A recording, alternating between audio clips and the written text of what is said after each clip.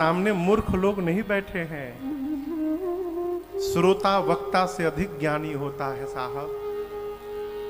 इसलिए वक्ता का तो काम है कथा गाना, लेकिन श्रोता के पास और भी काम है। लेकिन वो ज्ञानी है, जानता है मेरे और सभी कार्य से ये कार्य महत्वपूर्ण है, इसलिए अपने सब काम को छोड़कर बैठा हुआ है। गोस्वामी जी वक्ता से पहले श्रोता को ज्ञानी बोले। श्रोता वक्ता ज्ञान निधि, अब दोनों ज्ञानी है। और कथा क्या है? कथा राम के गूढ़। ये राम जी की कथा गूढ़ कथा है। मेरे पूर्ववर्ती जितने कथावाचक हैं, जितने श्रोता हैं, सब ज्ञानी थे।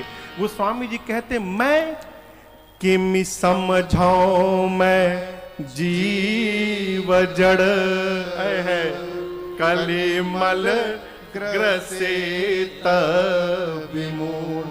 वो स्वामी जी बोले मेरे से पहले जो श्रोता थे वो ज्ञानी थे, मैं मूढ़ हूं। कलयुग के विकार ने मेरे मति को घेरा हुआ है। मैं कलयुग के विकार से ग्रसित मेरा मन इस गूढ़ कथा को कैसे समझ पाता। गुरु जी समझा रहे थे, मेरे समझ में कुछ आया नहीं। लेकिन आपको एक बात बताऊं साहब, ये किस रंग का है माइक? हाँ जोर से कहिए। काले रंग का है ना। इसको हाथ से पकड़ के ऐसे से रगड़ते जाइए। क्या होगा साहब? महाराज कुछ नहीं होगा। 1 महीना रगड़ के देखिए, आपके रगड़ने मात्र से ये जो काला रंग है उजड़ निकल जाएगा और यहां स्टील चमकने लगेगा। गुरु जी कहें कि इस काले रंग की तरह कलयुग के विकार ने मेरे मन को जकड़ रखता।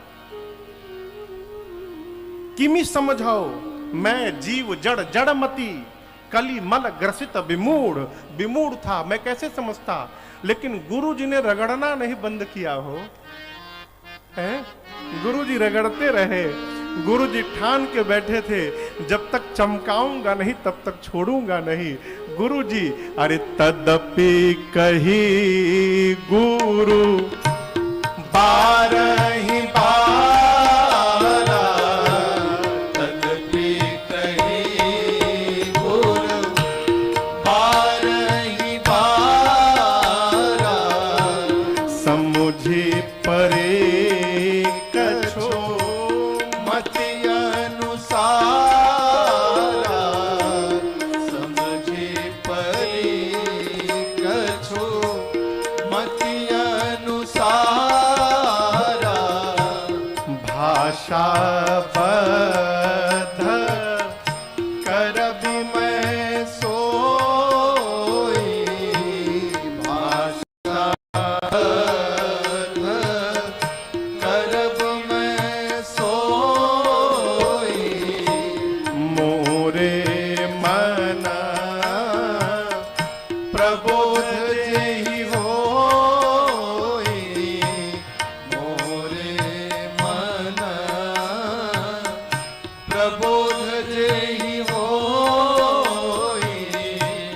जस कछु बोधि विवेक बल मेरे, जस कछु बुद्धि विवेक बल मेरे, तस कहि हऊँ हिय हरि के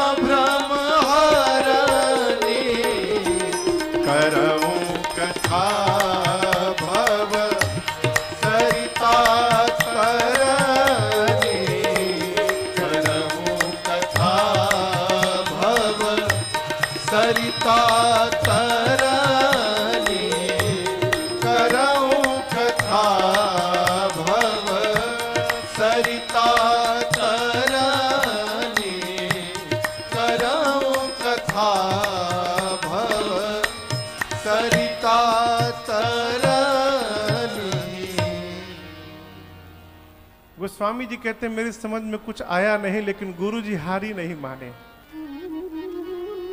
मैं नहीं समझ रहा था, उसके बाद भी तदपि कही गुरु, कितनी बार, बार ही बारा।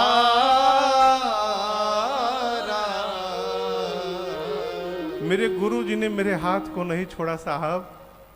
गोस्वामी जी कहते बार बार गुरु जी मुझे सुनाते रहे।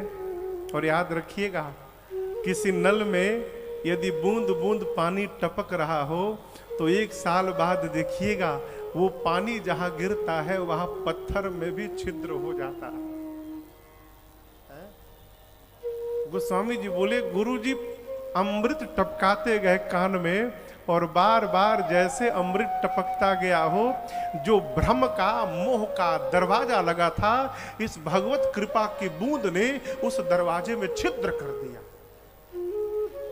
तब जाकर समुझ परा कछु मति अनुसार।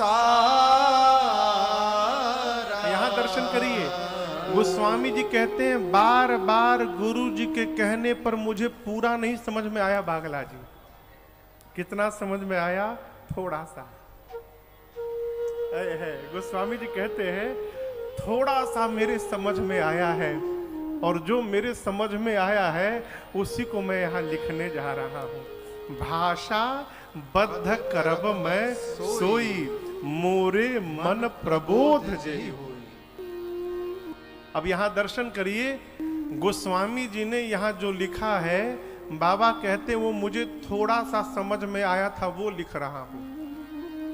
यदि थोड़ा सा ये है तो पूरा समझ जाते तो क्या लिख डालते साहब। आप दर्शन करिए, थोड़ा सा समझे बाबा तो ये ग्रंथ की रचना कर दिए। यदि पूरा समझ में आ जाती कथा तो क्या होता। आज दुनिया के सबसे बड़े किसी संस्था का नाम यदि लिया जाए, दुनिया के सबसे बड़े फैक्ट्री का नाम लिया जाए, तो उस फैक्ट्री का नाम है श्री रामचरितमानस प्राइवेट लिमिटेड। इनसे बड़ी कोई फैक्ट्री नहीं है साहब। पूरे विश्व में जितने एम्प्लॉय इस कंपनी के हैं, उतने एम्प्लॉय दुनिया की किसी कंपनी में नहीं है। हम लोग इसी कंपनी के कर्मचारी हैं, आप लोग भी इसी कंपनी के हैं। हमारा काम है कथा बांचना, इन लोगों का काम है बाजा बजाना, और आप लोग का काम है बैठ के कथा सुनना। हम लोग सब इसी कंपनी के कर्मचारी हैं। गोस्वामी तुलसीदास जी कहते हैं थोड़ा सा जो समझ में आया, जस कछु बुद्धि विवेक बल मोरे, मेरे तस कही हूँ हिय हरि के प्रेरे। कहते जैसा मेरा बल है, जितनी मेरी बुद्धि है, रघुनाथ जी की प्रेरणा से मैं आपको कहने जा रहा हूं। और गोस्वामी जी अपना अनुभव बताते हैं, इस कथा ने मेरे साथ क्या किया। निज संदेह मोह भ्रम हरनी। देखिए बात वो नहीं असर करती जो सुन के कही जाती है, बात वो असर करती है समाज में जो अनुभव से कही जाती है। इस श्री रामचरितमानस में 2 कथावाचकों ने अपने श्रोता को अपने जीवन का अनुभव बताया। आपको पता है किसने? सबसे पहला अनुभव शंकर जी ने बताया मां पार्वती को। उमा कहाऊं मैं अनुभव अपना। ये बाबा अपना अनुभव पिता बेटे से कहता है, बाबू मेरी बात सुन लिया करो, ये मैं यूं ही सफेद नहीं किया हूं धूप में, ये जीवन क्या जीवन का। कहते हैं देवी सत्य, सत्य यानी सत्य, हरि भज कहाऊं खगेसा। मैं निज अनुभव क्या बिनु हरि भजन न जाई कलेसा। बिनु हरि भजन। काकभूषुंडी जी कहते हैं पक्षीराज, जब तक जीवन में भगवान का भजन नहीं आएगा, रघुनाथ जी की भक्ति नहीं आएगी, करोड़ों यत्न कर लीजिए साहब, जीवन से क्लेश समाप्त होने वाला नहीं है। एक आदमी ने प्रश्न किया कि महाराज भगत को इतना कष्ट क्यों होता है? भगत लोग दुखी दिखाई पड़ते हैं। अरे तुमको दिखाई पड़ता है दुखी है, कभी भक्त से पूछे हो कि वो दुखी है कि आनंद में है?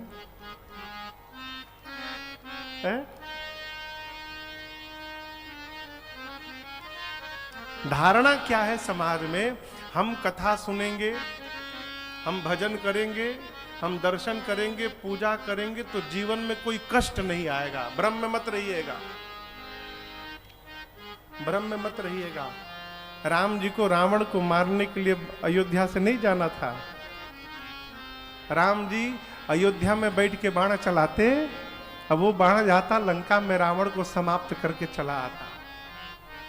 भगवान 14 वर्ष के लिए वन में गए, हमको आपको बताने के लिए, देखो मैं भगवान हूं, मनुष्य बन के आया तो मेरे जीवन में भी ऐसी घटनाएं घटी, इसलिए तुम्हारे जीवन में भी घटनाएं घट सकती हैं, इसके लिए पहले से तैयार रहना। ये कथा कीर्तन क्या करते हैं? जीवन में कष्ट आ जाए तो उस कष्ट को सहने की शक्ति प्रदान करते हैं। बहुत पहले मैंने कहीं पढ़ा था एक लेख, हमारे कलकत्ता में एक रेस कोर्स मैदान है विक्टोरिया मेमोरियल के बगल में, जहां घोड़े की दौड़ होती है। घोड़े की दौड़ में बेचारा घोड़ा ये समझ नहीं पाता कि अकारण मेरा मालिक मुझे मारने क्यों लगा। मालिक चाबुक से मारता है, घोड़ा भागता है, जितना मारता है उतना तेज भागता है। घोड़ा भागता है लेकिन सोचता है मार क्यों रहा है, मैंने इसका कुछ बिगाड़ा तो नहीं है। और वो बैठा घुड़सवार तब तक मारता है जब तक घोड़ा उस रेस में विजयी न हो जाए। यहां दर्शन करिए, यदि हमारे आपके जीवन में भी दुख रूपी चाबुक पड़ रहा है तो मानिए हमारे ऊपर जो घुड़सवार हमारा मालिक बैठा है, ये हमको जीवन के रेस में विजयी बनाना चाहता है। आगे भागिए, रोने का काम नहीं साहब, आगे निकलिए। बिनु हरि भजन न जाई कलेसा। बिनु हरि भजन। इन दो वक्ताओं ने अपने श्रोता को अपना अनुभव बताया। यहां पूज्यपाद गोस्वामी तुलसीदास जी अपना अनुभव कहते हैं, क्या? निज संदेह। केवल संशय नहीं, इसके साथ मोह भ्रम हरनी। गोस्वामी जी कहते हैं मैं जिस कथा को सुनाने जा रहा हूं, इस कथा ने गोस्वामी तुलसी के जीवन के संशय को समाप्त किया, मेरे मोह को समाप्त किया और इसने मेरे भ्रम को समाप्त कर दिया। करऊं कथा भव सरिता तरनी। करऊं कथा। राम जी की कथा जीवन जीने का ढंग सिखा देती है साहब।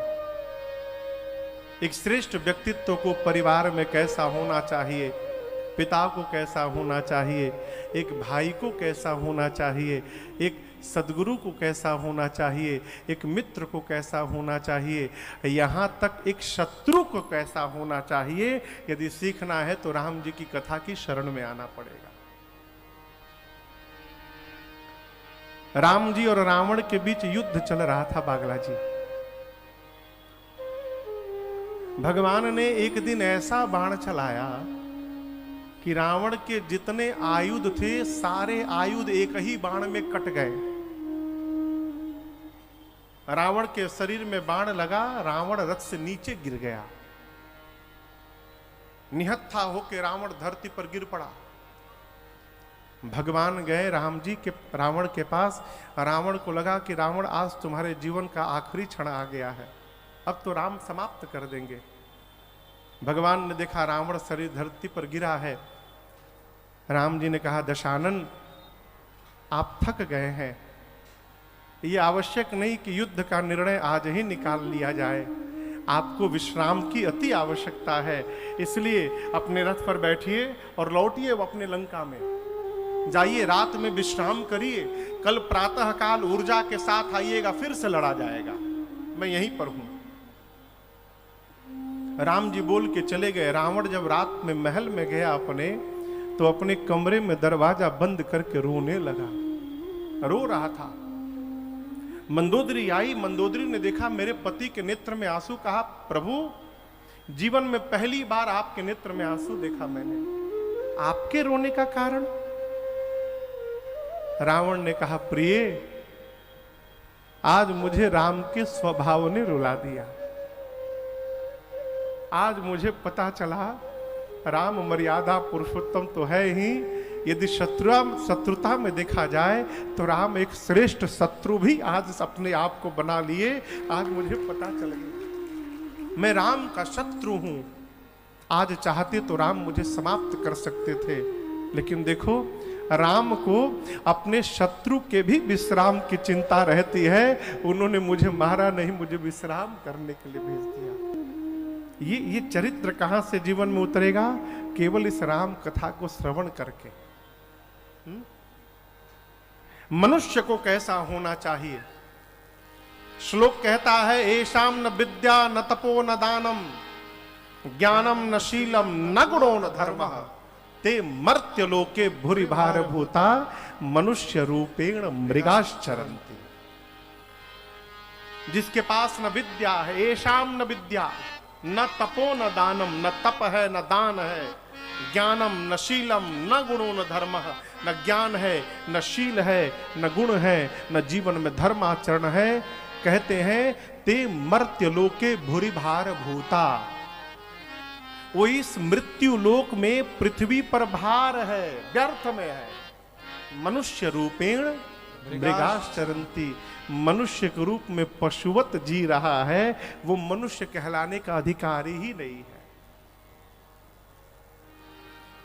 मनुष्य कौन? ये पूरी राम कथा सुनने के बाद जिसके जीवन में मेरे राम जी के संस्कार, मेरे राम जी का चरित्र, मेरे राम जी का स्वभाव, मेरे भगवान का गुण यदि 1% भी अवतरित हो गया जीवन में, तो समझिएगा हमारा 9 दिन कथा गाना सफल हो गया और आपका बैठ के कथा सुनना सफल हो गया। 1%, 100% तो हो ही नहीं सकता साहब। 1% उतर गया, ये मानव जीवन कृतार्थ हो जाएगा। ये भगवान जी का, रघुनाथ जी का चरित्र है। पूज्यपाद गोस्वामी तुलसीदास जी ने श्री रामचरितमानस जी में 7 कांड लिखे। आप लोग कथा प्रेमी हैं, पढ़ते भी होंगे। कल सुंदरकांड का पाठ था ना यहाँ पे, कल आप यहाँ पर सुंदरकांड के पाठ को सुने भी होंगे। बालकांड, बालकांड के बाद कहिए श्री अयोध्या कांड, अयोध्या कांड के बाद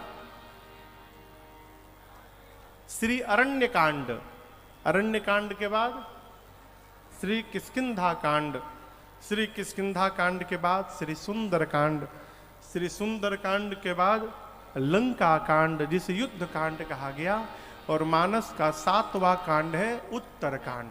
ये मानस के 7 कांड हैं। परसों कथा हम लोग पूरी किए छत्तीसगढ़ में, रायगढ़ में। दिन में कथा थी 10 बजे से।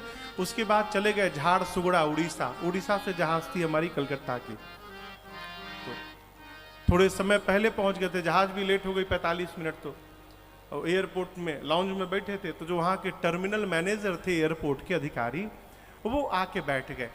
और एक अधिकारी मैडम थी, HR डिपार्टमेंट की हेड थी एयरपोर्ट की। तो उन्होंने बताया कि महाराज जी, एक बड़ी अच्छी बात सरकार ने पहल की है। जितने भारत के एयरपोर्ट हैं सब जगह सरकार का निर्देश आया है कि साधु महात्माओं के लिए, संतों के लिए बैठकर लघुशंका करने की व्यवस्था बनाई जाए। जो महात्मा लोग यात्रा करते हैं इनके लिए एयरपोर्ट में बैठकर लघुशंका हो, इसके लिए व्यवस्था बनाई जाए। इसके साथ प्रत्येक एयरपोर्ट के लाउंज में श्री रामचरित मानस जी को लाके रखा जाए। तो संयोग से उन्होंने, मैडम ने जो श्री रामचरित मानस जी मंगाया था अमेजॉन से, वो उसी दिन आया था उनके पास दिन में। तो बोली महाराज जी क्या अद्भुत संयोग है, दिन में श्री रामचरित मानस जी आए और शाम को मानस जी की कथा कहने वाले कथावाचक जी आ गए। तो वो ग्रंथ मेरे पास लेकर आई। तो वो जो ग्रंथ था वो दिल्ली के किसी प्रकाशन से प्रकाशित था, और उसमें 7 कांड के जगह 8 कांड लिखे हुए थे। तो हमने कहा भाई ये 8 कांड कहां से आ गया, गोस्वामी जी तो 7 ही कांड लिखे हैं। तो मैंने देखा तो 7 कांड तो गोस्वामी जी के थे, और 8वां कांड एक महापुरुष में भारत में प्रातः स्मरणीय परम पूज्य श्री ज्वाला प्रसाद जी, ज्वाला प्रसाद जी ने एक कांड लिखा है लवकुश कांड। तो वो 8वां कांड उसमें लिखा हुआ था लवकुश कांड। तो मैंने देखा, मैंने कहा बहन जी आपने मंगाया बहुत अच्छा, लेकिन आप गीता प्रेस से जो मानस जी प्रकाशित हैं श्री रामचरित मानस, उनको मंगाइए और उनको आप यहाँ पर रखने का प्रयास करिए। बोली महाराज जी मैं शीघ्र उसको मंगाती हूँ। ये सरकार के इस पहल के लिए सरकार को बहुत बहुत साधुवाद, बहुत बहुत बधाई और बहुत बहुत धन्यवाद। हमारे राजन जी एविएशन मिनिस्ट्री में ही हैं, वो सामने बैठे हैं, भारत दिल्ली में मिनिस्ट्री में, एविएशन मिनिस्ट्री में। यही हमारा सब टिकट उकिट लॉक कराते हैं, एयरपोर्ट में मिलते हैं, पकड़ते हैं, उठाते बैठाते हैं। तो आपको बहुत बहुत बधाई, आपके मंत्रालय को जय जय। गोस्वामी जी ने 8 नहीं 7 कांड लिखे मानस में। समझिएगा, मानस में मैया का परित्याग नहीं हुआ है। लोग कहते हैं राम जी ने सीता जी को छोड़ दिया, मानस में उल्लेख नहीं है। क्यों? श्री रामचरित मानस मर्यादा पुरुषोत्तम की कथा है, इसलिए यह मर्यादित ग्रंथ है। इस ग्रंथ में अमर्यादित एक शब्द का उल्लेख गोस्वामी जी ने नहीं किया है। इसलिए जीवन में उसी, देखिए बहुत जान लेना ये बहुत बड़ी बात नहीं है, व्यवस्थित जान लेना ये बड़ी बात है। समाज में कितना कहना है और कैसे कहना है, इसका विवेक वक्ता को रखना चाहिए। गोस्वामी जी ने केवल 7 कांड लिखे, और देखिए इस मंच पे आने का रास्ता कहां है? सीढ़ी लगा है ना, वो सीढ़ी लगा है ना, उस सीढ़ी पे चढ़िएगा तो कहां पहुंचिएगा? इस मंच पे। गोस्वामी तुलसीदास जी महाराज इस मानस के 7 कांड को जीवन के 7 सीढ़ी बताते हैं। आप इसको समझिएगा ठीक से। ये 7 कांड क्या है? एहिमह रुचिर सप्त सोपाना। ये 7 सोपान है। सोपान यानी सीढ़ी। इस सीढ़ी पे चढ़िएगा तो यहां आइएगा। शंभू भैया आपके घर की सीढ़ी पे चढ़ूंगा तो पहले माले पे जाऊंगा, दूसरे पे जाऊंगा छत पे, पड़ोसी के घर में जाऊंगा क्या? लेकिन गोस्वामी जी ने जो 7 सीढ़ी जीवन के बनाए हैं, ये एक जगह नहीं जाता साहब। ये सीढ़ी बना दिए गए हैं। मनुष्य का जीवन रूपी है ये, और इस शरीर को प्राप्त करके, इस शरीर रूपी सीढ़ी को प्राप्त करके स्वर्ग नरक अपवर्ग नसेनी ज्ञान विराग भगति सुख देनी। ये जीवन रूपी सीढ़ी, इस पर चढ़ के हम आप स्वर्ग जा सकते हैं। इस जीवन रूपी सीढ़ी को प्राप्त करके हम नरक जा सकते हैं, और इस जीवन रूपी सीढ़ी को प्राप्त करके भगवान की कथा में बैठकर और कथा सुनकर हम मोक्ष को प्राप्त कर सकते हैं। इसकी महिमा बताई गई। शरीर मिल गया, साधन मिल गया, अब इस साधन को प्राप्त करके कहां जाना है, इसका निर्णय हमको आपको स्वयं करना है।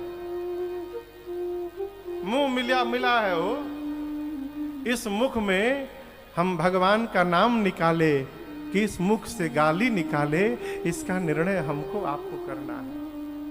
मुख मिला है, यहां हम दही डालें कि यहां पुड़िया डालें, इसका निर्णय हमको आपको करना है। यहां कचड़ा डालना है कि अमृत डालना है, इसका निर्णय स्वयं को करना है। गोस्वामी तुलसीदास जी ने 7 कांड लिखे। बाल कांड के प्रारंभ में बाबा ने 7 श्लोक लिखे हैं। ऐसा लगता है कि मानो एक एक कांड को समर्पित करने के लिए बाबा ने प्रारंभ में एक एक श्लोक लिखा। 7 की गणना बड़ी अद्भुत है।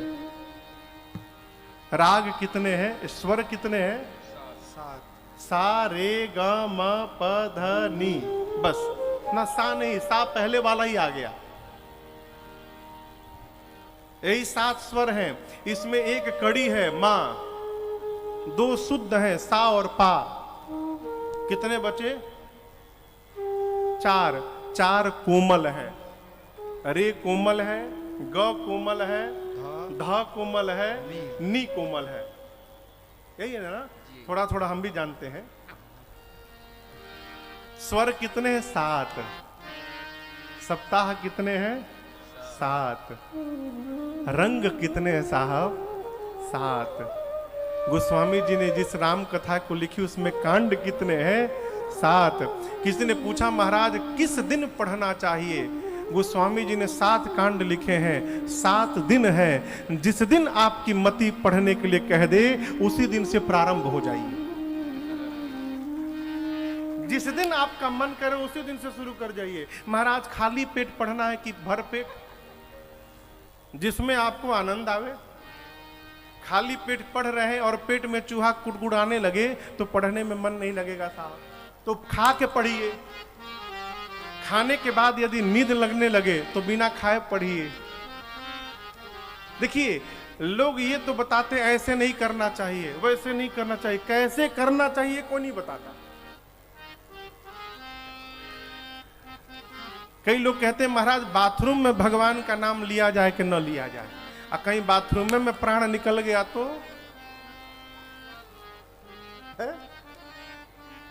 देखिए किसी को बात बुरी लगे तो क्षमा करिए।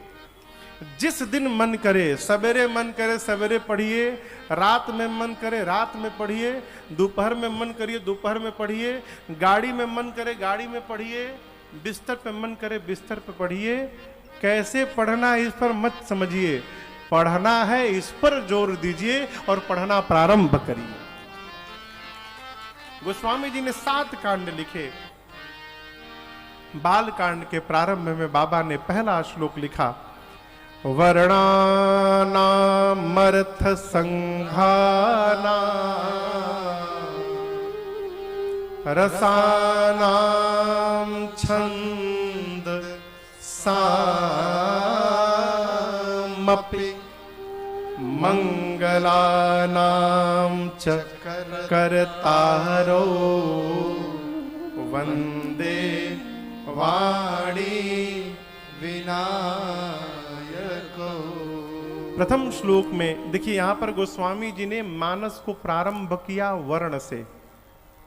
वर्णानामर्थ संघानाम, मानस प्रारंभ कहां से हो रहे हैं? वर्ण से। पूरा कहां किया गोस्वामी जी ने? अंतिम छंद का, श्लोक का अंतिम पंक्ति, ते संसार पतंग घोर किरण अर्दहयन्ति नो मानवा। वर्ण शब्द से प्रारंभ करके गोस्वामी तुलसीदास जी महाराज मानव शब्द पर पूर्ण कर रहे हैं। और ये अकारण गोस्वामी जी ने नहीं किया। बाबा कहना चाहते हैं वर्ण कोई भी हो, ब्राह्मण का हो, क्षत्रिय का हो, वैश्य का हो अथवा सेवक का हो, कोई भी वर्ण हो, जब तक वो मानस जी को पढ़कर इस मानस के सिद्धांत को जीवन में नहीं उतारेगा, तब तक वो मानव कहलाने का अधिकारी नहीं। वर्ण से प्रारंभ करके कथा जीवन में उतरती गई, तब जाकर अंत में मनुष्य मनुष्य कहलाया। ये मानस के प्रारंभ और अंतिम शब्द का रहस्य है। एक महापुरुष, मैं बहुत पहले की बात बताऊं, एक महापुरुष बोले महाराज वर्ण में व शब्द पहले ब, अब मानव में म, तो शंकर जी के सामने बम बम इसलिए बोलते हैं कि ब से वर्णा नाम अर्थ प्रारंभ हो गया, अब म से अंत में मानव आ गया। तो बम कहने से बाबा को लगता है कि इसने पूरा श्री रामचरितमानस मुझे सुना दिया, इसलिए बाबा गदगद हो जाते हैं। महापुरुषों का चिंतन हो। पहले श्लोक में गोस्वामी जी ने मां सरस्वती और भगवान गणपति दोनों को एक साथ वंदन करते हैं। क्यों? सरस्वती मैया जीव को बोलने की कला प्रदान करती हैं और गणपति भगवान क्या बोलना है इसका विवेक प्रदान करते हैं। इसलिए गोस्वामी जी प्रार्थना करते हैं कि मां और बाबा आप दोनों मिलकर मेरे पर एक साथ कृपा करिए, जिससे मैं इस ग्रंथ की रचना कर सकूं। दूसरे श्लोक में भगवान शंकर और मां पार्वती को प्रणाम करते हैं। भवानी शंकरौ वंदे श्रद्धा विश्वास रूपिणो याभ्यां विना न पश्यन्ति सिद्ध स्वान्तः स्थमेश्वरम्।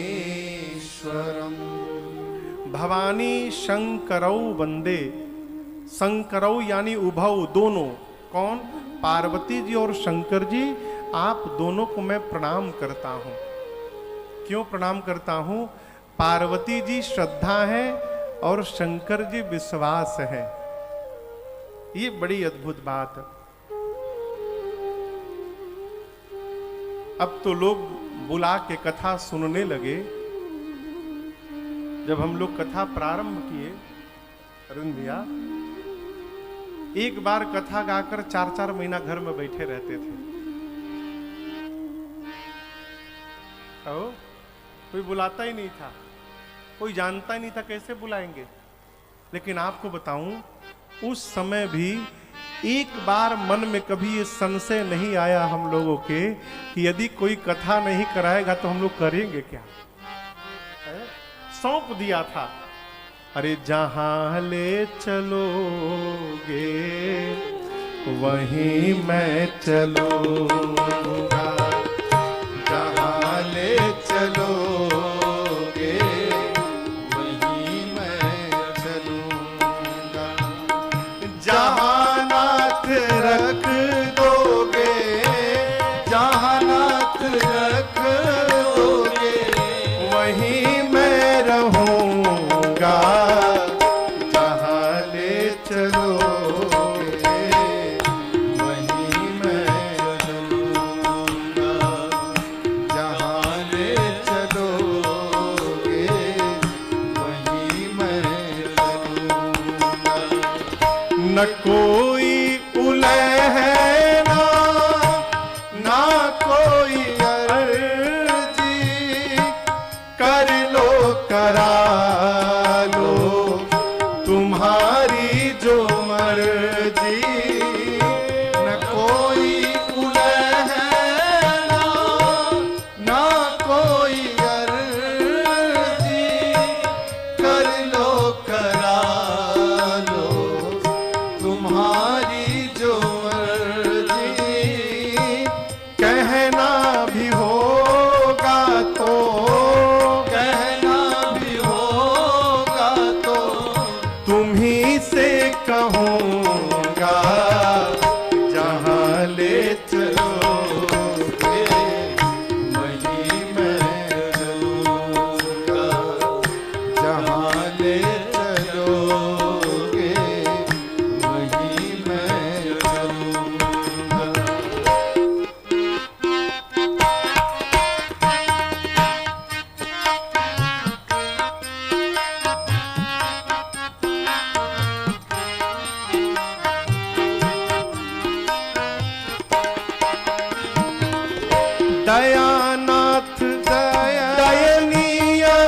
है मेरी अवस्था, तुम्हारे ही हाथ मेरी है सारी व्यवस्था।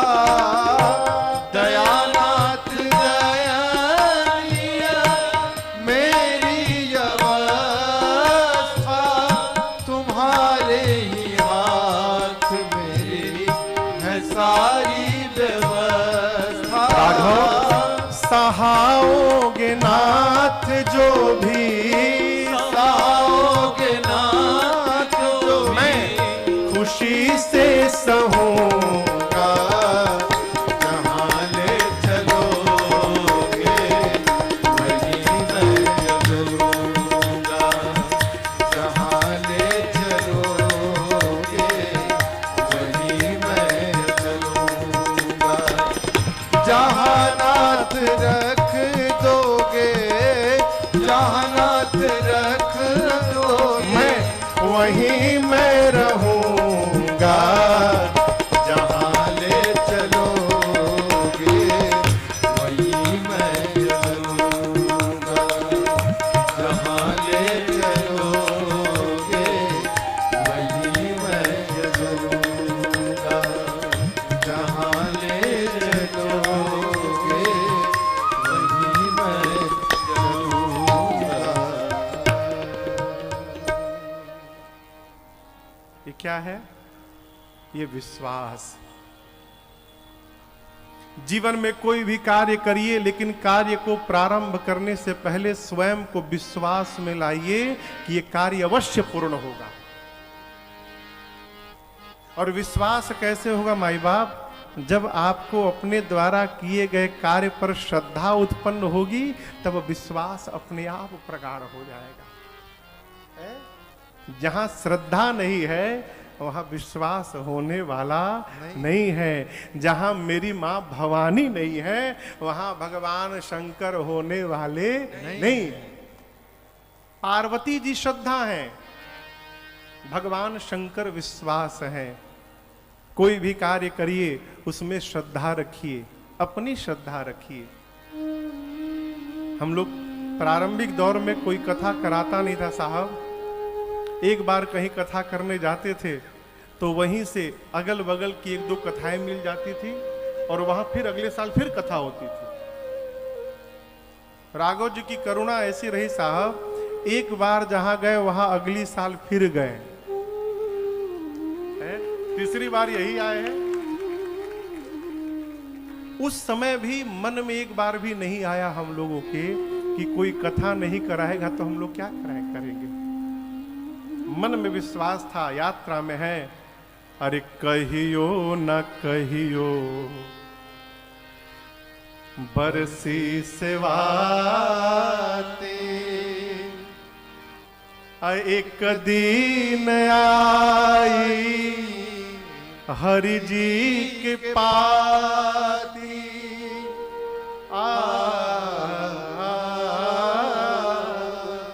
एक दिन आई है राजन, आजू चाहे जहिया, एही से रहिया के हम बहारल करीला। प्रभु जी के रहिया रोज अरे निहारल करीला, निहारल करी।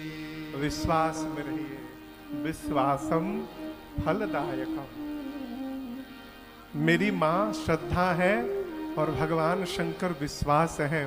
गोस्वामी जी कहते हैं, मैं श्रद्धा रूपी माँ भवानी और विश्वास रूपी भगवान शंकर के चरणों में बारंबार प्रणाम करता हूँ। हे मैया और बाबा, आप दोनों लोग मेरे पर मिलकर कृपा करिए कि मैं इस श्री रामचरितमानस की रचना पूरी कर सकूं। दूसरा श्लोक। तीसरे श्लोक में भगवान शंकर को पुनः प्रणाम किया, लेकिन गुरु स्वरूप में। वंदे बोधमयम नित्यम गुरुम शंकर रूपिणम। गुरु कौन? गुरु कौन? देखिए, अभी हमसे एक लोग मिले खरसिया में, बोले महाराज हमको दीक्षा लेनी है। हमने कहा भैया जी अभी तो पितृपक्ष चल रहा है, पितृपक्ष में तो दीक्षा होगी नहीं। तो बोले महाराज एक प्रश्न है, हमने पहले गुरु दीक्षा ले रखी है, पहले गुरु जी अब नहीं रहे, तो क्या हम दीक्षा ले लें? हमको बिल्कुल मत लीजिए, गुरु जी नहीं है, गुरु जी के द्वारा दिया हुआ कान में मंत्र तो आपके पास है, वो मंत्र ही आपके लिए सदगुरु है, जपिए। तो बोले महाराज माई कह रही थी 21 गुरु बना सकते हैं। हमने क्या मतलब? तो माई बोली 21 बार दीक्षा ले सकते हैं। हम कि किसने कह दिया? तो मेरी माँ ने कहा। हमने कहा माँ को समझने में भूल हो गई और आपको सुनने में भूल हो गई। दत्तात्रेय भगवान के 21 गुरु थे, यानी 21 गुरुओं से कान नहीं फुकवाए थे। वो जिससे अपने जीवन में कुछ अच्छाई प्राप्त करते थे, जिससे कुछ सीखते थे, उसको अपना गुरु मान लेते थे। उन्होंने सांप को भी गुरु माना अपना। तो क्या 21 गुरु हो गए, 21 बार कान फुकवाए? नहीं, दीक्षा जीवन में एक बार होती है। आपके गुरु शरीर नहीं है, गुरु के प्रति आपकी जो श्रद्धा और विश्वास है, वो विश्वास आपके लिए सदगुरु है। मंत्र मिला उसका जप करिए। बाबूजी, गुरु कौन? गु यानी अंधकार और रू यानी प्रकाश।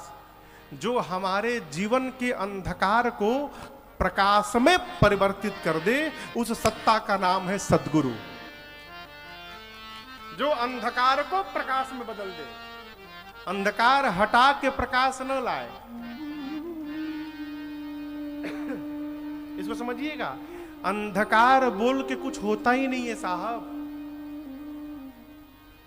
अंधकार कुछ नहीं है। यदि अंधकार को परिभाषित किया जाए तो कहा जाएगा कि प्रकाश की अनुपस्थिति को अंधकार कहते हैं। अंधकार कुछ है नहीं, प्रकाश नहीं है, तो प्रकाश के न होने को अंधकार कहा जाता है। अंधकार का अपना कोई अस्तित्व नहीं। एक बार अंधकार गया भगवान के पास, कहा प्रभु ये प्रकाश हमको बहुत परेशान करता है, हमारे पीछे पड़ा रहता है। भगवान बोले रुको, यहीं पर रुको, अभी तुम्हारे सामने फैसला करता हूं, बुलाओ प्रकाश को। जैसे प्रकाश आया अंधकार गायब। भाई प्रकाश आएगा तो अंधकार कहां टिकेंगे? जैसे भगवान ने प्रकाश को बुलाया, बोले अंधकार कहां गए हो? प्रकाश बोले प्रभु यदि उनको समस्या है तो बुलाइए हमारे सामने। वो हमारे सामने टिक ही नहीं सकते। अर्थात गुरु कौन? हमारे जीवन की निराशा को ही जो आशा में परिवर्तित कर दे, वो हमारा सदगुरु है। आगे बढ़ने की जो आस जगा दे, वो हमारा सदगुरु है। भगवान शंकर तीनों लोक के सदगुरु हैं। तुम त्रिभुवन गुरु वेद बखाना। ये बात मां पार्वती जी ने शंकर जी से कही है। बाबा आप त्रिलोक के गुरु हैं। शंकर भगवान को देखने से हमको जीवन जीने का ढंग पता चलता है। अरे झंझट से भाग जाना सब लोग बताते हैं। अच्छा ही बताओ, भाग के कहां जाओगे? झंझट से भाग के कहां जाइएगा? जहां जाइएगा वहां झंझट नहीं है, वहां महाझंझट। लोग 4 कमरे का फ्लैट छोड़ के, घर छोड़ के जाते हैं।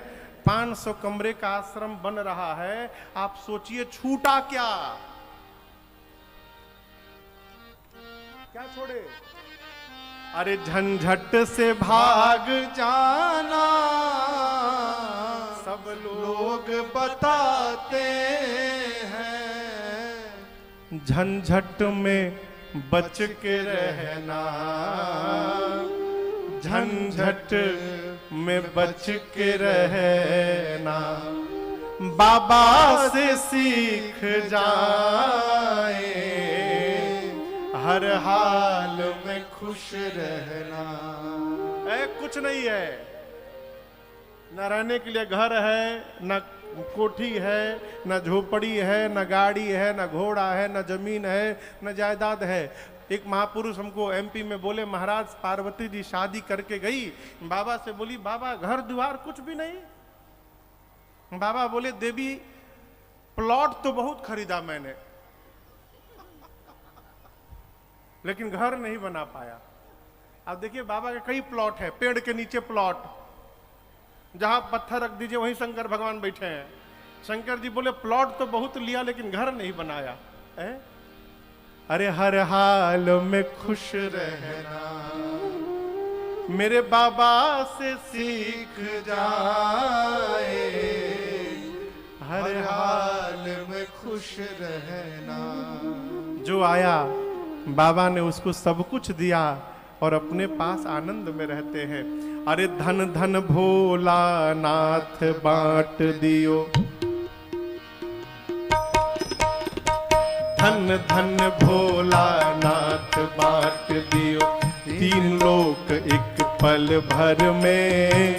धन धन भोला नाथ बांट दियो, तीन लोक एक पल भर में। ऐसो दीन दयालु मेरो बाबा, भर्यो खजाना पल भर में। ऐसो दीन दयालु मेरो बाबा, भर्यो खजाना पल भर में। अरे धन धन भोला नाथ बांट दियो।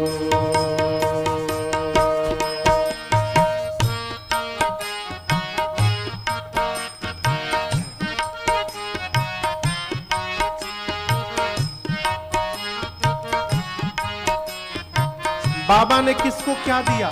साधक कहता है प्रथम वेद ब्रह्मा को दे दिए, बन वेद के अधिकारी।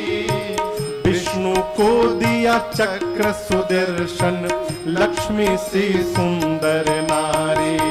प्रथम वेद ब्रह्मा को दे दिए, बने वेद के अधिकारी। विष्णु को दिया चक्र सुदर्शन, लक्ष्मी से सुंदर नारी। और इंद्र को दिया कामधेनु, ऐरावत सा बलकारी। और कुबेर को किया आपने सारी संपत्ति का अधिकारी।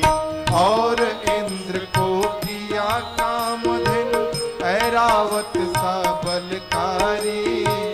और कुबेर को किया आपने सारी संपत्ति का अधिकारी।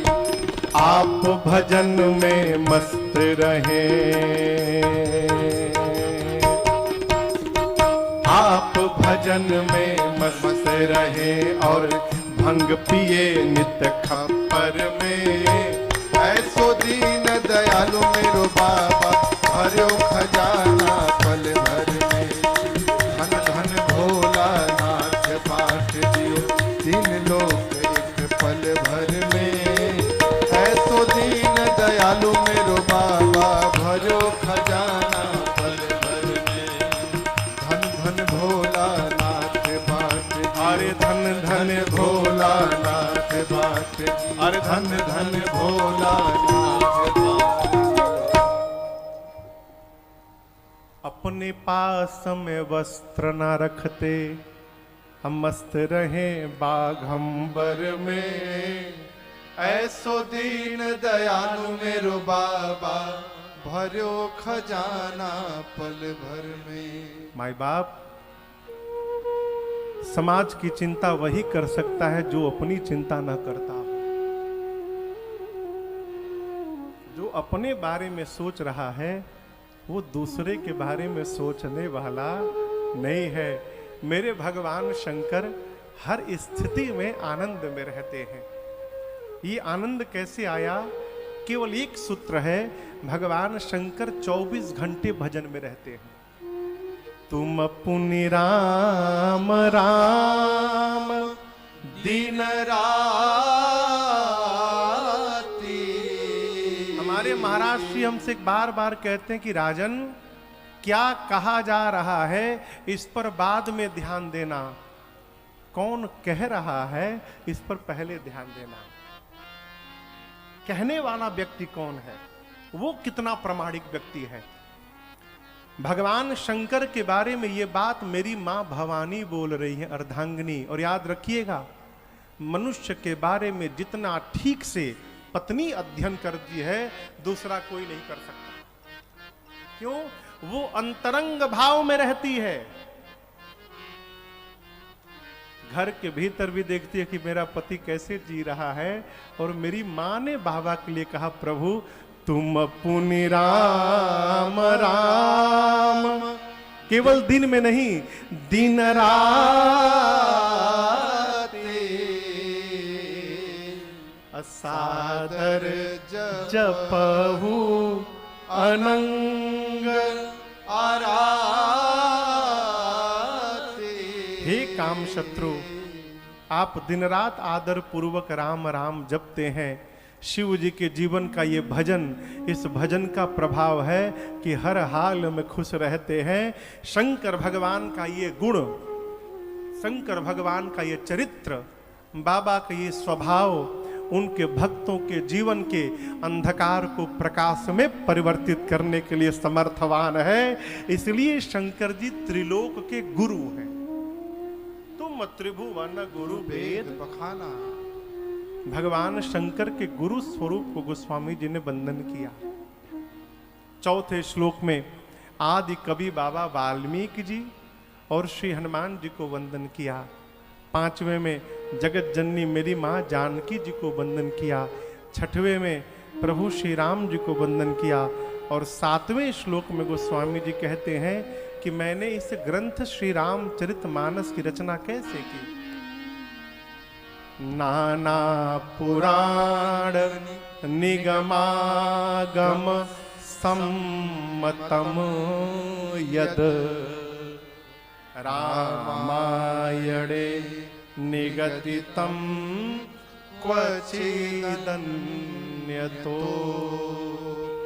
कहते नाना पुराण निगम आगम। नाना पुराण 18 पुराण, 4 वेद, 6 शास्त्र, इनके अलावा रामायणे निगदितम क्वचिदन्यतो। संसार में जितने रामायण बने, अच्छा आप दर्शन करिए, यहाँ हम लोग सब लोग बैठे हैं, बैठे हैं ना।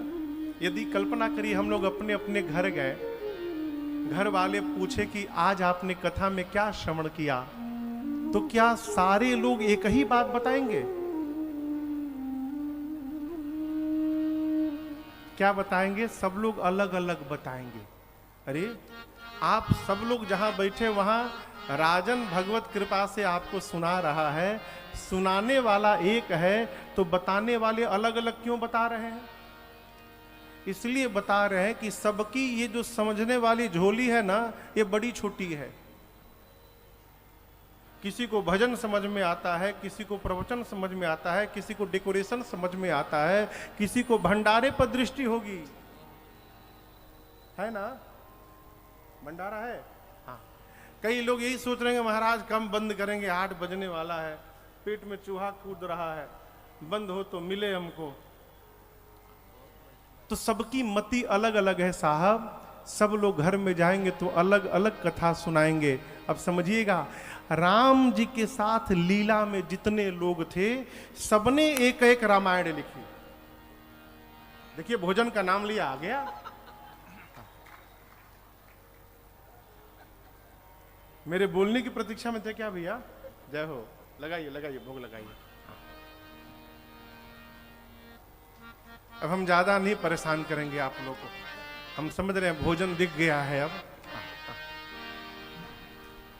क्या कह रहा था?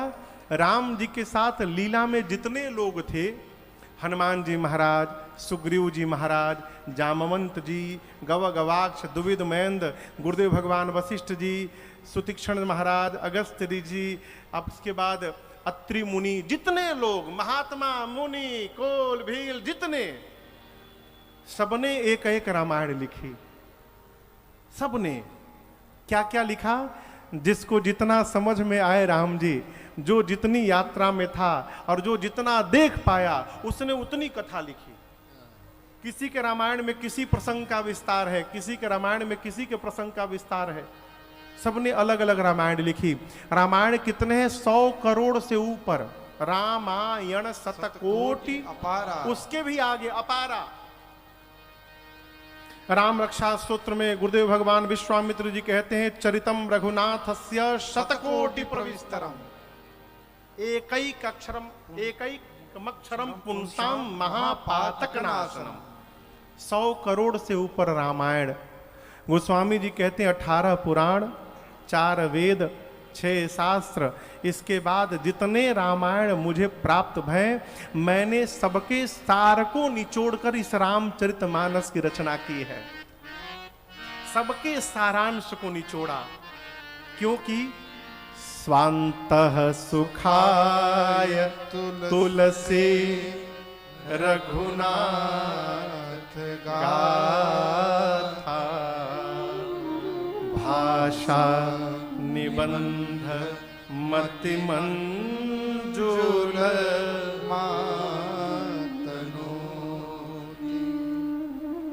बाबा कहते हैं अपने अंतःकरण को सुख देने के लिए मैंने इस मानस की रचना की।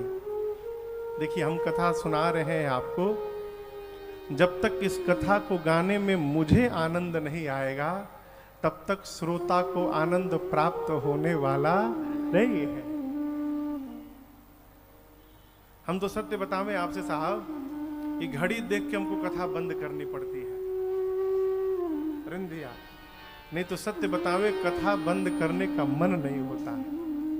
मन होता है कथा होती रहे है?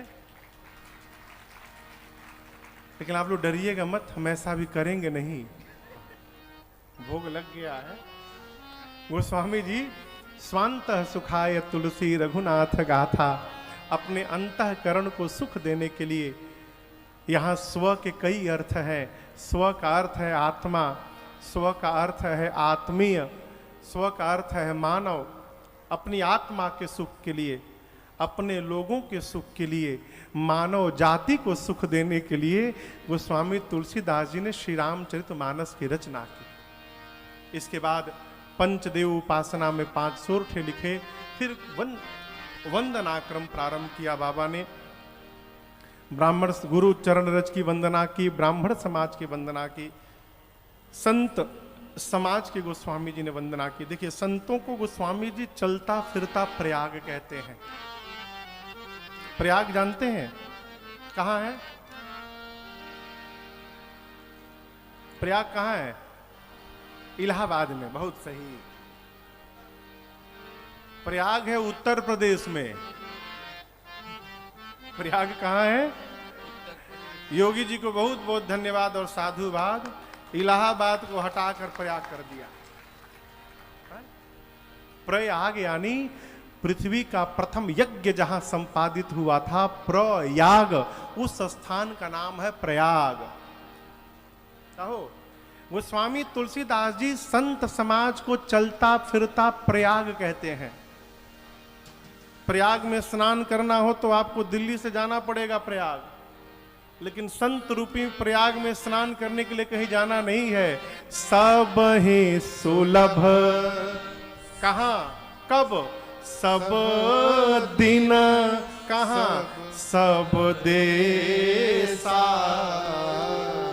देखिए धरती के किसी कोना में जाइए, आलू मिलेगा आपको। अरविंद भी अभी हम लोग गए थे मॉरिशस कथा गाने, वहां घर में गया तो घर के लोग ने पूछा, महाराज जी सूसू खाते हैं? हमने कहा दिमाग ठीक है तुम्हारा, क्या बोल रहे हो? वहां एक सब्जी है उसका नाम है सूसू। आप लोग खाए थे? हम तो नहीं खाए साहब, हम नहीं खाए। रखा रहा सामने, देखने में बिल्कुल लौकी जैसा। अब भारत में सूसू खोजा जाए तो नहीं मिलने वाला, लेकिन धरती के किसी भी कोने में चले जाइए आलू जरूर मिलेगा। जिस प्रकार धरती के किसी कोने में आलू मिल सकता है, उसी प्रकार धरती के किसी भी कोने में जाइए, भगवान का भक्त प्राप्त हो जाएगा, कोई ना कोई संत मिलेंगे। अरे साहब, यदि हनुमान जी महाराज को लंका में विभीषण जी मिल सकते हैं, तो हमको आपको क्यों नहीं मिल सकते? राक्षसों की नगरी है लंका। हनुमान जी सोचने लगे, यहाँ कहाँ सज्जन करवासा। हनुमान जी देखे तुलसी जी का बिरवा धनुष बाण, बोले राक्षसों की नगरी में ही भगत जी क्या कर रहे हैं?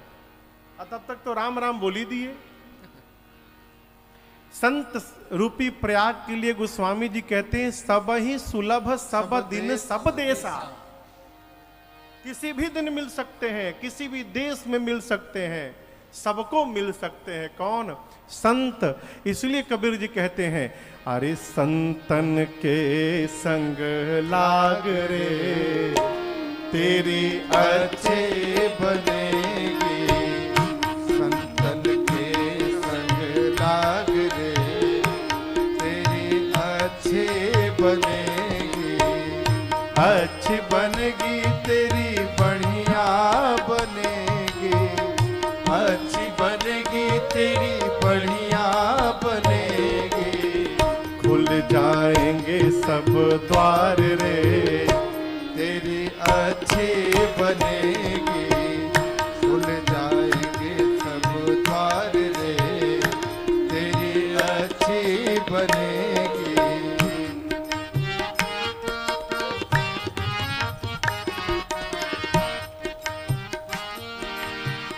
ध्रुव की बनी प्रहलाद जी की बन गई।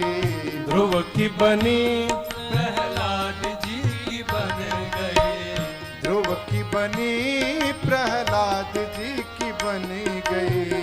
ध्रुव की बनी प्रहलाद जी बन गए। राम भजन में लाग रे, तेरी अच्छी बनेगी। राम भजन में लाग रे, तेरी अच्छी बनेगी। संतन के संग लाग रे, तेरी अच्छी बनेगी।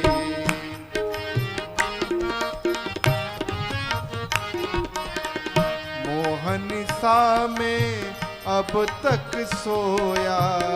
मोहन सा में अब तक सोया।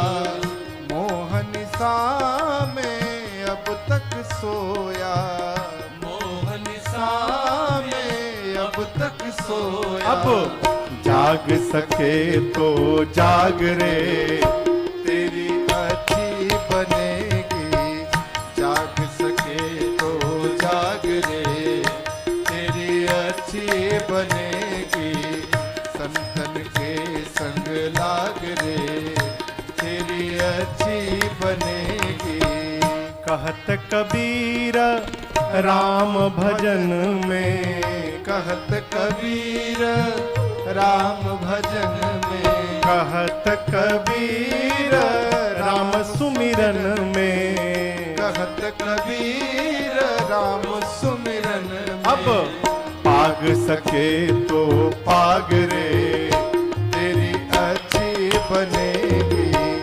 पाग सके तो पाग रे, तेरी अच्छी बनेगी।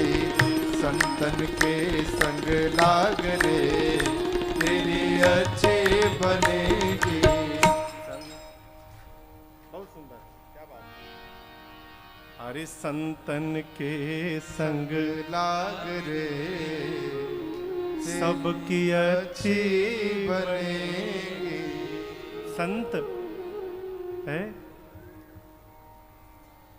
सतसंगति को गोस्वामी जी पारस मणि बताते हैं। संत क्या है? पारस मणि। पारस मणि क्या करता है? लोहा को सोना बनाता है ना। लेकिन संत में और पारस मणि में एक अंतर है। क्या अंतर है साहब? पारस मणि लोहा को तो सोना बना देता है, परंतु जो लोहा सोना बदलता है उस सोने में ये गुण नहीं देता है कि तुम भी जिस लोहे को छुओगे वो सोना बन जाएगा, ये गुण नहीं देता। लेकिन संत वो पारस मणि है माई बाप, जो मूर्ख को स्पर्श करके विद्वान तो बनाते हैं और साथ में उसमें ये भी गुण दे देते हैं कि आगे तुम भी जिस मूर्ख को स्पर्श करोगे तुम्हारे सत्संग से वो भी विद्वान बनता रहेगा। ये महिमा बताई।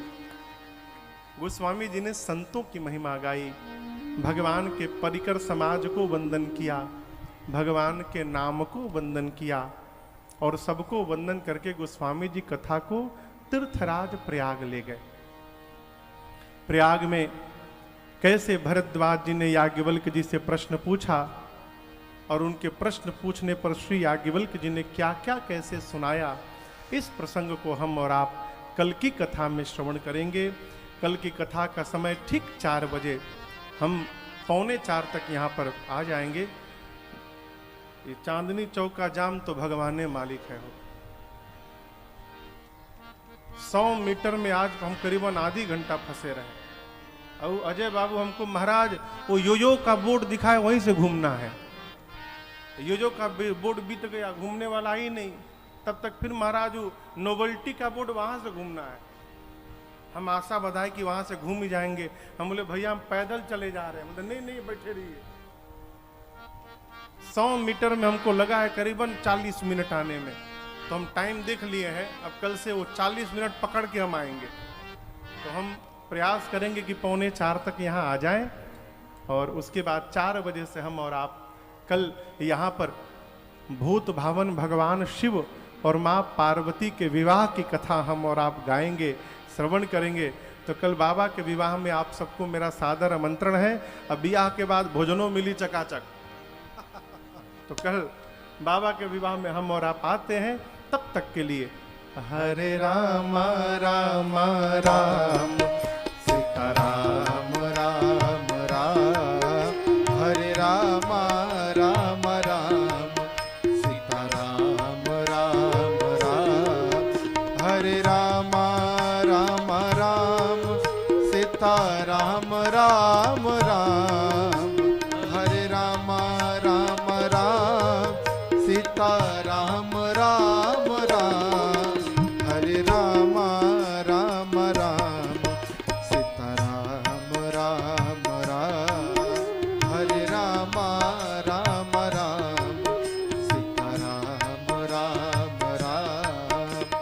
कथा विसर्जन आज की प्रभु शंभुनाथ हनुमान, कथा विसर्जन आज की प्रभु शंभुनाथ हनुमान, राम लखन श्री जानकी सदा करो कल्याण, राम लखन श्री जानकी सदा करो कल्याण, हरे राम राम राम सीता राम राम राम, हरे राम राम राम सीता राम राम राम, हरे राम राम राम सीता राम राम राम, सीता राम राम राम सीता राम राम राम। बोलिए सियावर रामचंद्र भगवान की जय, बाल कृष्ण भगवान की जय, उमापति महादेव की जय, श्री हनुमान जी महाराज की जय, आज के आनंद की जय, जय जय श्री सीताराम। यदि सचमुच आपको कुछ आनंद आया तो एक बार व्यासपीठ के सम्मान में जरा जोरदार तालियां आप लोग बजा दें। आपके साथ जो सरस्वती पुत्र हैं, जिस तरह शरीर के अंग होते हैं उसी प्रकार से व्यास जी के साथ उनके संगीतज्ञ होते हैं। एक बार उनके सम्मान में भी जोरदार तालियां आप लोग बजा दें। जैसा मैं आपसे कह रहा था, छोटे बच्चों का ध्यान रखें, थोड़ी व्यवस्था में हमारा सहयोग करें, कैमरे के आगे से ना निकलें। बस मेरी यही प्रार्थना है, जिस प्रकार आप मेरी बात को मान लेते हैं, आप बधाई के पात्र हैं। मैं चाहता हूं एक बार अपने सम्मान में भी जोरदार तालियां आप लोग बजा दें। अपनापन छल के जिनकी बातों में, चंद लोग होते हैं ऐसे लाखों में। वो लाखों में से कुछ लोग पूज्य राजन जी जैसे हैं। और आज की कथा या आज का शुभारंभ हमारे आदरणीय मंत्री जी रमेश चंद बागला जी, मैं आपसे निवेदन करूंगा कि आप आज के इस महायोजन, जो हम 50वें वर्ष में स्वर्ण जयंती महामहोत्सव मना रहे हैं, इस ऐतिहासिक स्थान पर, इस ऐतिहासिक बैनर के तले, ऐसे ऐतिहासिक श्री राजन जी के सानिध्य में, तो मैं आदरणीय श्री रमेश चंद बागला जी से प्रार्थना करूंगा 2 शब्द हमारे बीच में जरूर भेजें। मैं क्षमा चाहता हूं, 2 शब्द नहीं, मतलब अनगिनत शब्द बोल सकते हैं आदरणीय श्री रमेश चंद बागला जी। श्री राम जय राम जय जय राम। श्री राम जय राम। श्री राम जय राम जय जय राम। श्री राम जय राम जय जय राम। श्री राम जय राम जय जय राम। श्री राम जय राम जय जय राम। श्री राम जय राम जय जय राम। श्री राम जय राम जय जय राम। आज श्री रामचरितमानस प्रेमी मंडल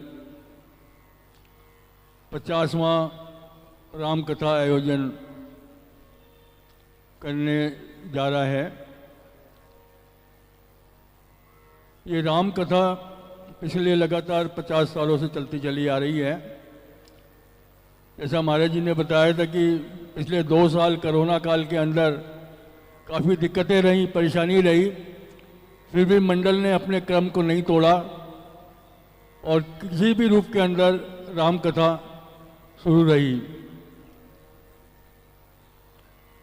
मंडल 50वीं राम कथा करा रहा है, ये अलग बात है, लेकिन मंडल मुझे जहाँ तक याद पड़ता है कम से कम 70-75 साल से चल रहा है। महाराज जी को हमने इनवाइट किया कथा करने के लिए। विनय भैया से बात हुई, विनय भैया कहने लगे बागला जी ये तो कथा बुक है हमारी। मैंने कहा जी शुरू की बुक है तो आखिर की कर लो। कहने लगे आखिर की कर लेते हैं, फिर वो 27-28 तारीख तक चलेगी। मैं कहा 25 तारीख के बाद में नवरात्रे शुरू हो जाएंगे और मंडल का नियम रहा है कि कनाकतों में ही शुरू करते हैं, कनाकत में ही समापन होता है। तो महाराज जी ने दिल्ली आने के लिए रामचरितमानस प्रेमी मंडल पे अपना प्यार, अपना प्रेम प्रकट करने के लिए दूसरी कथा को 3 दिन पहले करा और इस कथा को पूरा उन्होंने 9 दिन की कथा आपके सामने करने जा रहे हैं। तो मैं महाराज जी का बहुत बहुत शुक्रगुजार हूँ, बहुत बहुत चरणों में वंदन करता हूँ। ऐसी कृपा हमेशा बनाए रखें। अभी महाराज जी थोड़ा सा विनोद कर रहे थे कि भाई सबको खाने की खुशबू आ रही है या खाना यहाँ पे देखा, वो एक विनोद की बात थी। लेकिन मैं महाराज जी से कहना चाहूँगा, महाराज जी अगर आपका हृदय के अंदर भगवान नारायण बैठे हैं तो यहाँ जितने कथा सुनने के लिए आए हैं इनके कान भी समुद्र से कम नहीं है और भगवान नारायण जो है वो समुद्र के अंदर ही रहते हैं। इसलिए आपका जितना मनो कथा सुनाए, मुझे नहीं लगता लोग जाने वाले हैं। इसलिए कथा जितना आपका मन करे उतना सुनाए, सब लोग सुनने के लिए तैयार हैं। अब आरती होगी और आरती में किस किस को आना है आगे उनके लिए अर्जुन जी बताएंगे। बहुत बहुत धन्यवाद। देखिए, यूं तो आप सभी आरती में मानसिक रूप से शामिल हैं। थोड़ी व्यवस्था में हमने इस बार थोड़ा सा, आदरणीय राजन जी, हमने थोड़ी कुछ ऐसा करा है, उसको आप को ये ना सोचे कि कोई जर्नल है या कोई अति विशिष्ट है, लेकिन हमने थोड़ी सी कोरोना काल को मद्देनजर रखते हुए कुछ, जैसे आपकी जबान में, आम जबान में कह ले VVIP, मतलब कूपन से भी हमने भोजन की व्यवस्था करी है और आम प्रसाद के रूप में भी हमने व्यवस्था करी है। बैठने के लिए व्यवस्था सब जगह है। मेरी प्रार्थना है भोजन की भरपूर व्यवस्था, भोजन प्रसाद भी एक ही जैसा है। बिल्कुल मदन जी, आप बिल्कुल ठीक कह रहे हैं, और दोनों तरह की व्यवस्था है। मेरी आपसे हाथ जोड़ के प्रार्थना है, जब तक आरती नहीं हो जाती तब तक आप सब लोग यहीं पर ही बैठे रहें। मानसिक रूप से जुड़ें, आपके छोटे बच्चे पर्स, मोबाइल, ये सब कीमती चीज़ों का ध्यान रखें। जो आज के हमारे योगेश गर्ग जी, महेश गर्ग जी हैं, मैसर सावरिया एंटरप्राइजेज, अभी प्रसाद का जो वितरण हो रहा है, हम तक भी आ जाए भाई, हम तक नहीं आया, उनका बहुत बहुत धन्यवाद, उनकी तरफ से प्रसाद की व्यवस्था है। आदरणीय बहन शशि बालाजी और शिवचरण गुप्ता जी, आप स्टेज पे आ जाएं। योगेश जी, महेश जी, आप भी स्टेज पर आ जाएं। विजेंद्र अग्रवाल जी के परिवार के कोई सदस्य हैं वो आ जाएं। बाकी सभी लोग यहाँ, हम लोग सामने खड़े होकर आरती करेंगे व्यासपीठ का। राधा किशन बंसल जी हैं, रमेश चंद बागला जी हैं, संजय जी हैं, मदन मोहन मिश्रा जी हैं, कपिल भाई हैं, और राजन जी के साथ जो जहाँ से भी बाहर से उनके साथी आए, मैं हमारी आदरणीय बहन जी वगैरह, मैं आपको भी निमंत्रण दे रहा हूँ, आप इस सम्मानित मंच पर आएँ। आप सामने से जैसे आपका दिल करे आप आइए, मैं आपको भी बहुत आदर सहित, आपको सम्मान सहित मैं बुला रहा हूँ। और ये आदित्य मिश्रा जी हमारे हैं, मदन मोहन जी के सुपुत्र। आइए, और मैं देखो फिर निवेदन करता हूं, कैमरे के आगे से बार बार कोई नहीं निकलेगा। ये आपका कार्यक्रम पूज्य राजन जी YouTube के माध्यम से अनेकों देशों में जाएगा, तो थोड़ी सी भी हम दिल्ली की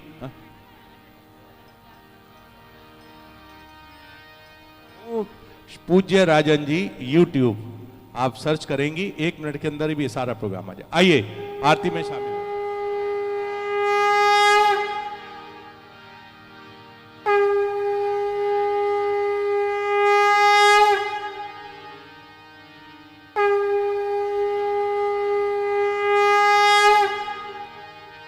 हरती सब आरती आरती राम की, हरती सब आरती आरती राम की, दहन दुख दो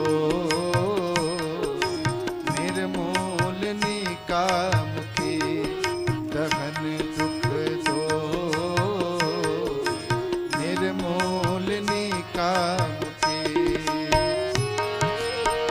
सुरभ सौरभ धो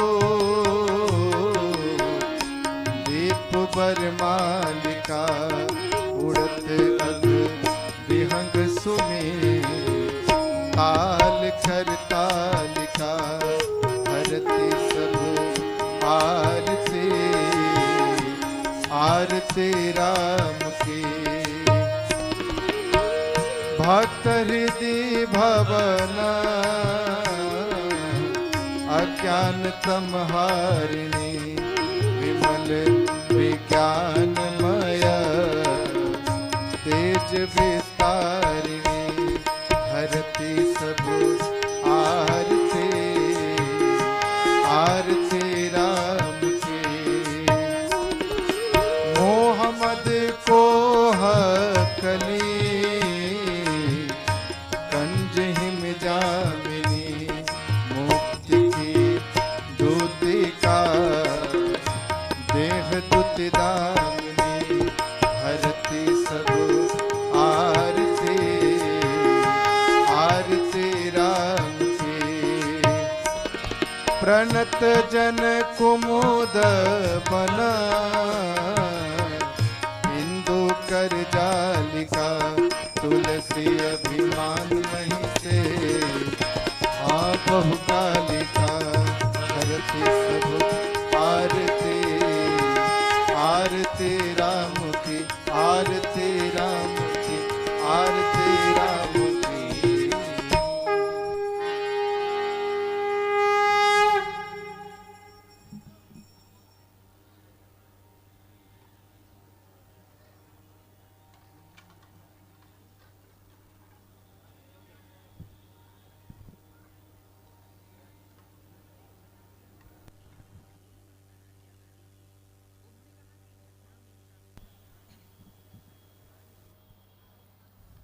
हरिः ओम यज्ञेन यज्ञमयजन्त देवास्तानि धर्मा प्रणिप्रथमान्यासन्न हनाकं महिमानः सचन्त्र यत्र पूर्वै साध्याः सन्ति देवाः सेवन्ति कावकुलचम्पकपाटलाब्जै पुन्नाग्रजातिकरवेलरसालपुष्पै बिल्वप्रवाल तुलसी दल मंजरी भी त्वां पूजयामि जगदीश्वर मे प्रसीद नाना सुगंधि पुष्पाणि यथा कालोद्भवानि च पुष्पांजलिर्मया दत्त गृहाण परमेश्वर मंत्र पुष्पांजलिं समर्पयामि नमस्करो।